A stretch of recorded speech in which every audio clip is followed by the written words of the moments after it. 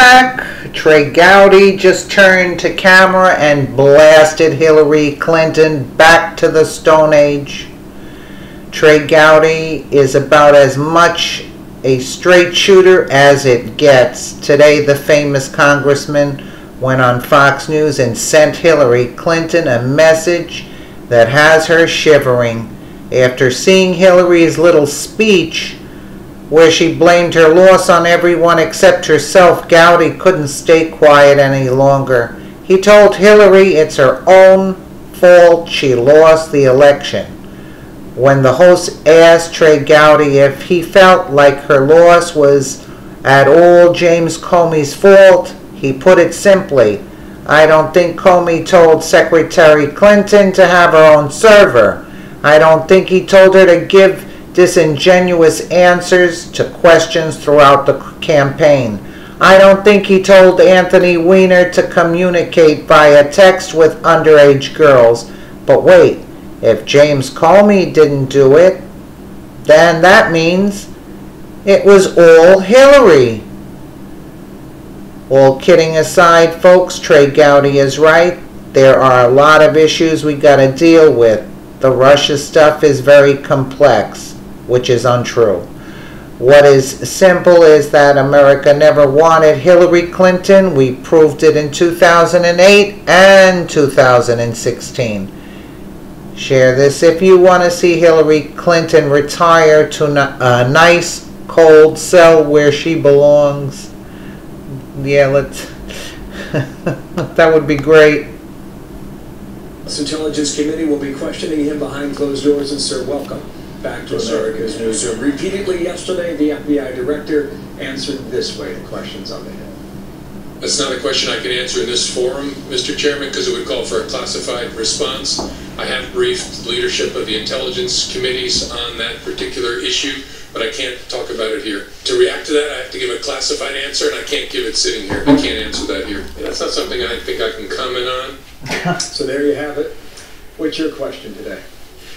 Well, I've got a bunch, and we're going to do it in a classified setting so we can ask all of them. Bill, he is a foundational witness that touches all tranches of Russia and masking and unmasking and the dissemination of classified information. He really is a foundational seminal witness. So I'm going to start at the beginning. What is the evidence that Russia attempted to interfere with the 2016 democratic process? We're going to walk through that. Is there any evidence to tie the Trump campaign to that? And if there is, you need to tell us what it is. And then we're going to get into the masking and unmasking and the dissemination of classified information. We won't get it all done today. Make no mistake. He is a foundational seminal witness, but today we'll get started. 2 hours ago, President Trump tweeted the following. Susan Rice, the former National Security Advisor to President Obama, is refusing to testify before a Senate subcommittee next week on allegations of unmasking Trump transition officials. Not good, he concludes. She has rejected the invitation to appear publicly on Monday. What do you make of her case, Susan Rice? Well, there are a couple of things there. She rejected an invitation. There are other ways to invite people other than via letter. There are things called subpoenas. You shouldn't have to use them with a former national security advisor, but if you do, you do. Susan Rice is also a very important witness. It may be that she concluded that public setting would not enable her to answer the questions that the senators are going to have, which is why we're going behind closed doors today. That's where most of these interviews ought to take place, given the subject matter. But she's a really important witness, and I'll say this, Bill. Members of Congress don't pick the witnesses. Lawyers don't pick witnesses. The facts pick the witnesses. And whether Ambassador Rice likes it or not, she's a really important fact witness. Well, Democrats would argue James Comey screwed up. Should have kept his mouth shut, not gone public in late October. Are they right? I don't know what doors Director Comey saw. I can tell you this, he's not the reason. I don't think he told Secretary Clinton to have her own server. I don't think he told her to give disingenuous answers to questions throughout the campaign. I don't think he told Anthony Weiner to communicate via text with underage girls. So I don't see how any of this is Jim Comey's fault. He's got a really tough job. Someone was going to criticize him no matter what he did. He did what he thought was right. But I reject the notion that Jim Comey is the reason that we have President Trump.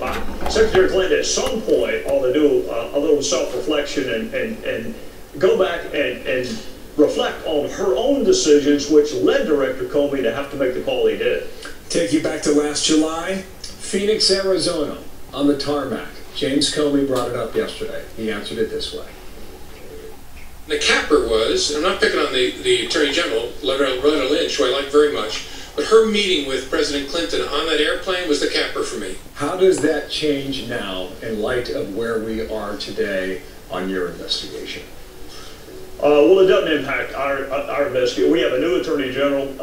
Loretta Lynch is gone. The decision to meet with the spouse of the target of an ongoing criminal investigation, you know in your first year of law school not to do that.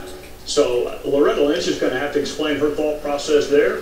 Director Comey says that was the straw that broke the camel's back. I have no reason to contradict it. Do you think that was the original sin in all of this? I don't know. I don't know what the original sin was. It was a very complicated fact pattern, exacerbated by the fact that we were in the throes of a presidential election. Director Comey felt the need to update Congress on his previous testimony, and he thought this was the way to do it. But again, Bill, who is responsible for the entire fact pattern up to that decision? It's not Jim Comey's fault that Loretta Lynch met with Bill Clinton, and it's not his fault that she had this curious email arrangement with herself. I'm blaming the warden. That means in every answer you're given, the original sin comes back to Hillary Clinton's server. Because had she not set it up, we would not be where we are today. That's what you're saying. I'm reluctant to use theological terms like original sin, but that decision to have her own unique email arrangement with herself and then keep it quiet for 2 years was a really bad decision.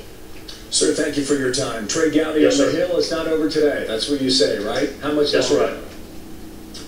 Well, we're just starting today. We've got perhaps 100 witnesses we need to talk to, and we're going to get through 2 of them today.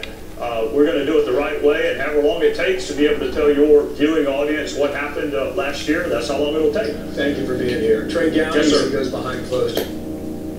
Well, that says it all. I am a big fan of Trey Gowdy's, and he told her it's all her own fault.